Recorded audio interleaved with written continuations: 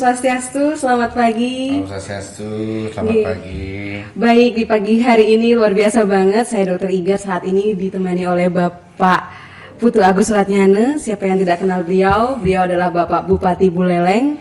Jadi boleh Bapak menyampaikan salam dulu buat seluruh warga Buleleng yang menonton acara ini. Ya, baik. Selamat pagi, Om Swastiastu, seluruh warga Buleleng dan adik-adik saya dari HIPMI yang telah menyelenggarakan acara pada pagi hari ini. Tentu saya mengajak seluruhnya untuk beraktivitas lebih konkret agar imun tubuh kita lebih kuat. Baik. Ya. Wah, udah langsung sistem imun loh Bapak Bupati ingatkan setiap pagi ya. Pas banget ini Bapak, jadi sekarang saya juga ingin sedikit berbincang santai terkait dengan saat ini lagi zamannya era new normal begitu. Nah, jadi sebelum kita ke era new normal, kita kan akan sudah menjalani masa pandemi itu sendiri. Nah, menurut pandangan dari Bapak Bupati sendiri, bagaimana dengan situasi pandemi COVID saat ini dan sebelum era new normal ini, dan bagaimana Bapak perasaannya saat menetapkan seperti ada edaran bahwa harus buka sampai jam 6 sore, bagaimana itu kira-kira? Sebenarnya masalah pandemi ada dua sisi yang sangat menonjol ya. Pertama masalah kesehatan dan kedua masalah ekonomi. Ya. Tentu saya sebagai daerah harus melihat berdasarkan skala prioritas ya. Ada jangka pendek dan jangka menengah, jangka panjang ya. Yang jangka pendek saya harus memproteksi jangan sampai pandemi ini menjadi sebuah klaster. Ya, ini sangat berbahaya. Benar. Kalau sampai ada klaster berarti men-tracing banyak orang tuh susahnya minta ampun. Kalau masyarakat sadar ya susah. Benar. Kalau masyarakat sadar tambah susah lagi. Tapi sekarang banyak yang nggak mau di-tracing lah. Siap. Ada ketika tracing seandainya dia ada swabnya positif, istilahnya ada digirimaskan gitu. Istilahnya dinusakambangkan, ini digirimaskan. Ada stigma-stigma itu yang beredar di masyarakat. Karena ketika digirimaskan berarti putus kontak dengan dalam artian fisik ya, dan komunitas dengan keluarganya, dan keluarganya akan di-tracing, dan masyarakat masih melihat ini sebuah persoalan yang masih memberikan stigma negatif kepada adik-adik kita, teman-teman kita, saudara kita yang terkena pandemi ini. Ini persoalan yang di sana tentu kita berbicara masalah kondisi kesehatan, menambah lagi ekonomi, dan tambah lagi kondisi psikologis. Itu persoalan yang harus kita tangani. Sehingga saya putuskan saya ambil dulu sektor kesehatannya agar tidak jadi klaster. Astungkare pernah terjadi klaster di Bondalem saja. Iya benar. Satu desa waktu Satu itu, desa, ya? akhirnya saya istilahnya isolasi mandiri, karantina mandiri. Waduh, ini sulit yang tak ampun.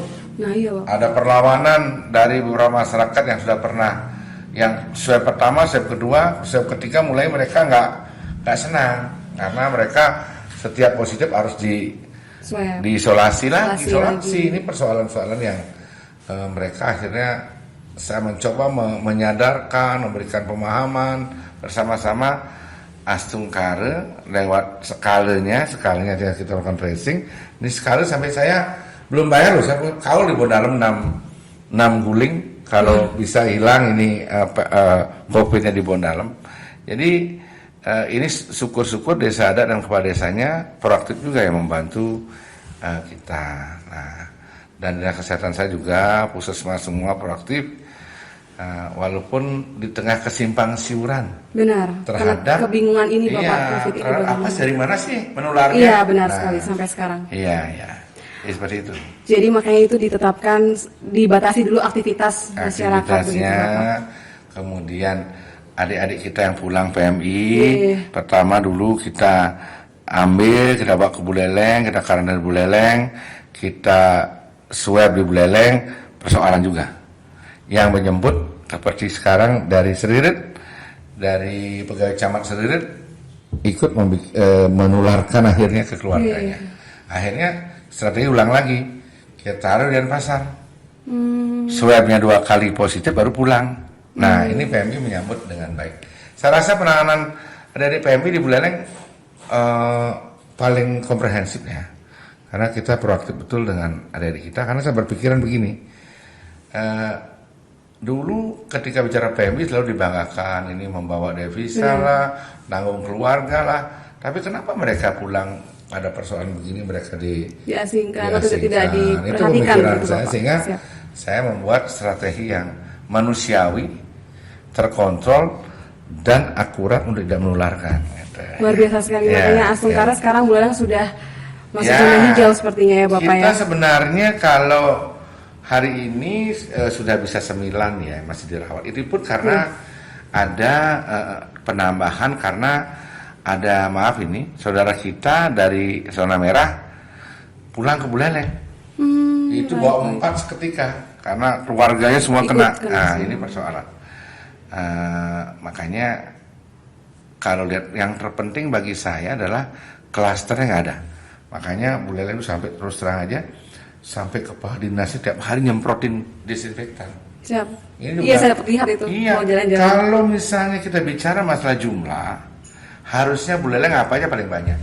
Ya, karena kita populasi. Bayangin aja. Lahannya paling banyak. Jemberana cuma 200.000, kita 800.000 penduduknya. Siap.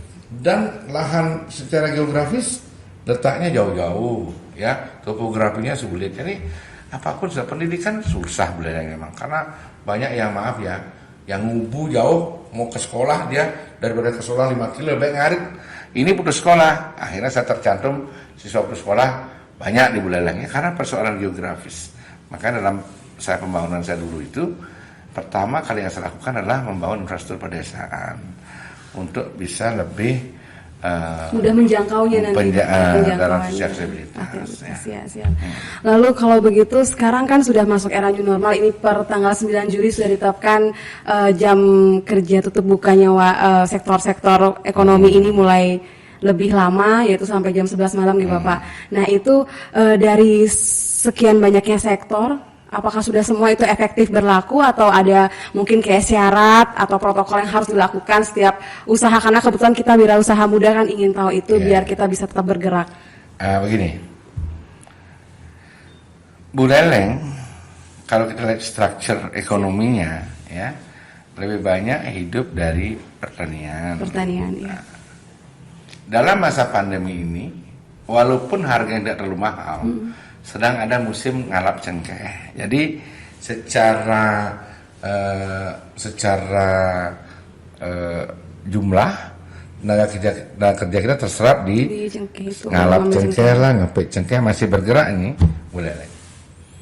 Nah kemudian sektor ekonomi yang lain yang ditimbulkan dari multiplier kegiatan ekonomi ini harus saya buka, karena ini penting. Saya katakan tadi, habis berbicara masalah prioritas kesehatan, sekarang kita bicara masalah ekonomi. Pemerintah pun per 2 hari yang lalu sudah membubarkan Satgas Covid. Iya, jadi komite lebih turun kelasnya, tapi ada nanti komite pemulihan ekonomi. Siap. Nah ini kan hampir sama dengan kita udah minggu lalu melakukan, mulai membuka pasarnya, ditambah jamnya. Diperpanjang jamnya lagi. Memang cara berpikir kalau kita akan hal yang terstruktur dan memiliki parameter atau indikator yang jelas pasti sama, nggak mungkin lain, nggak mungkin, karena jurusnya segitu aja gitu kan. Berarti kan sudah tepat kita alurnya sudah tepat, kemudian pemerintah juga melakukan itu.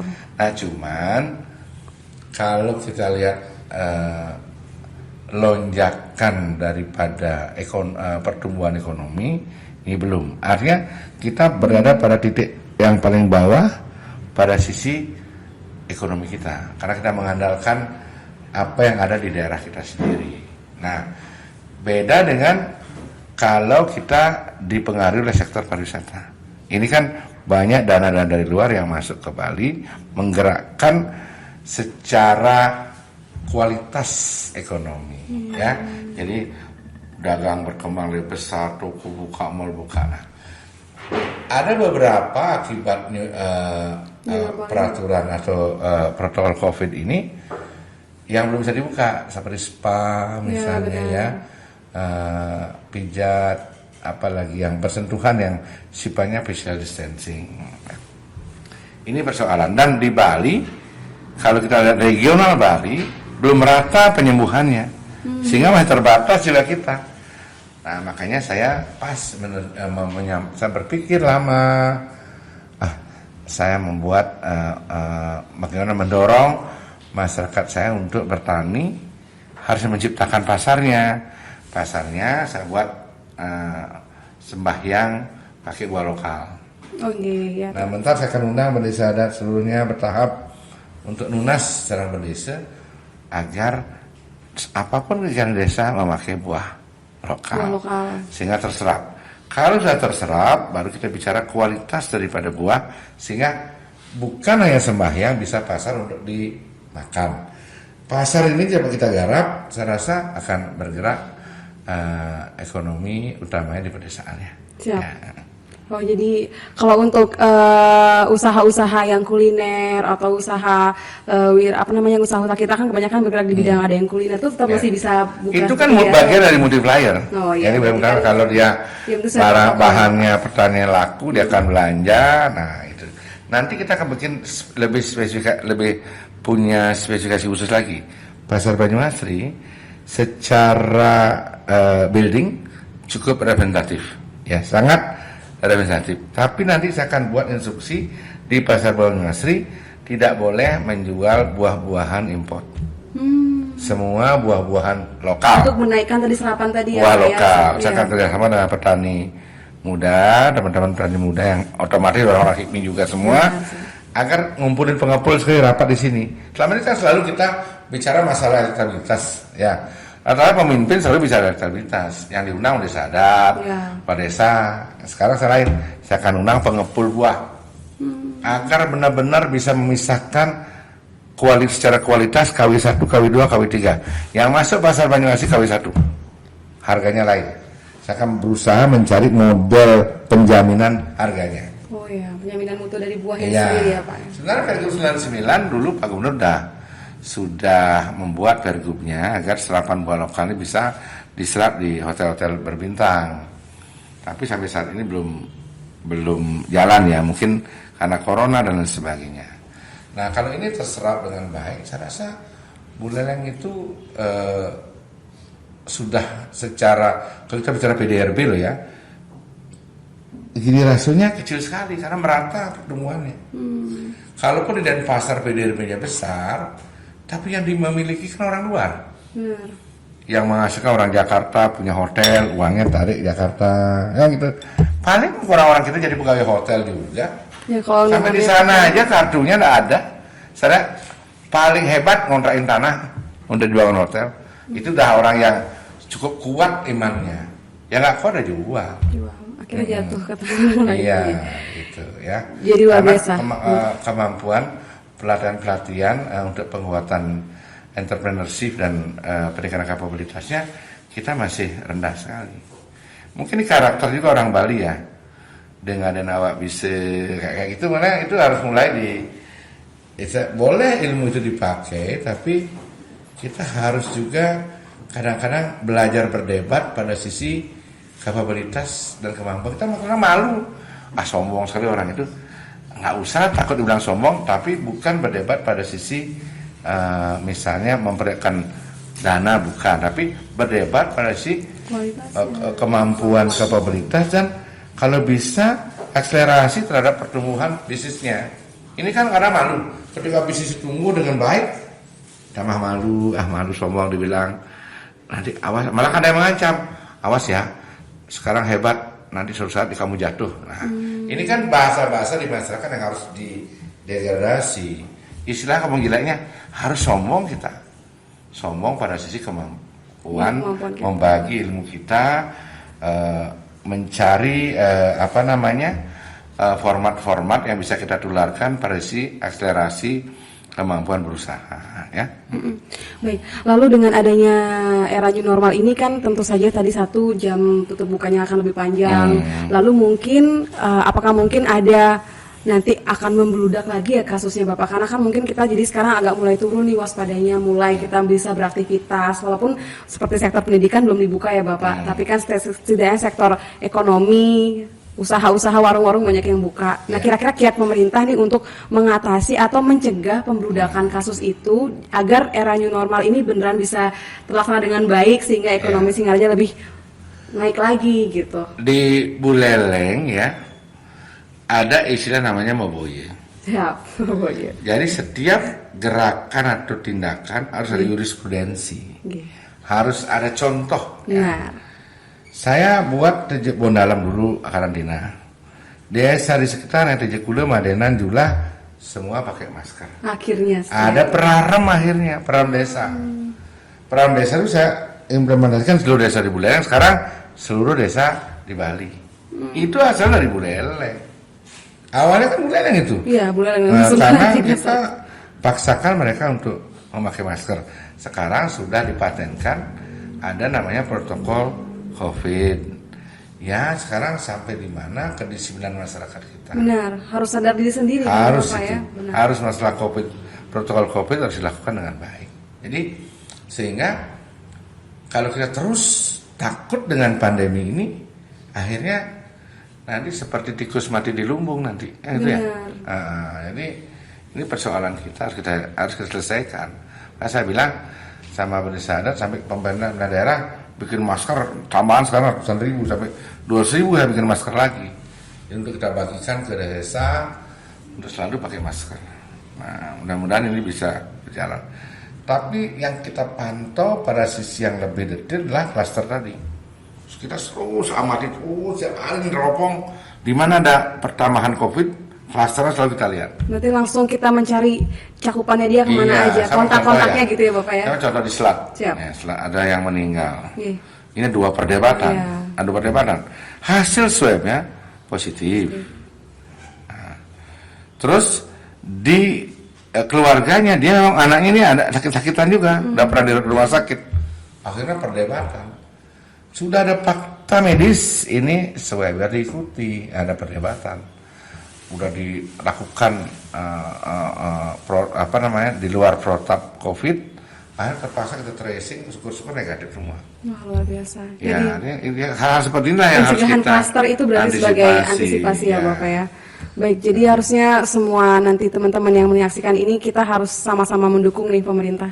Dalam artian kita sadar diri nih agar ekonomi bisa jalan juga, kesehatan juga tetap terjaga kan gitu Bapak nih. Artinya, saya tegaskan, ada cara pandang yang sama ya dalam pemahaman terhadap protokol COVID. Benar. Dari tingkat yang paling bawah sampai ke tingkat yang paling atas. Jadi agar yang saya katakan tadi tidak ada lagi jurisprudensi negatif, ya nggak? Oh contoh si Anu nggak pakai masker, nah ini kan sebuah apalagi pejabatnya, apalagi saya misalnya itu. Kadang-kadang lupa juga ya. Mudah-mudahan jadi lifestyle juga ya, pakai masker nggak pakai helm, kerasnya gimana? Iya, gitu. Jadi sekarang kalau nggak pakai masker agak aneh. Saya sekarang kalau nggak pakai masker udah malu dah. Malu. Contoh saya lupa pakai masker. Mau di desa nih mau keluar, pembantu saya Pak. Maskernya pakai Pak. Oh, pembantu saya langsung ngingetin.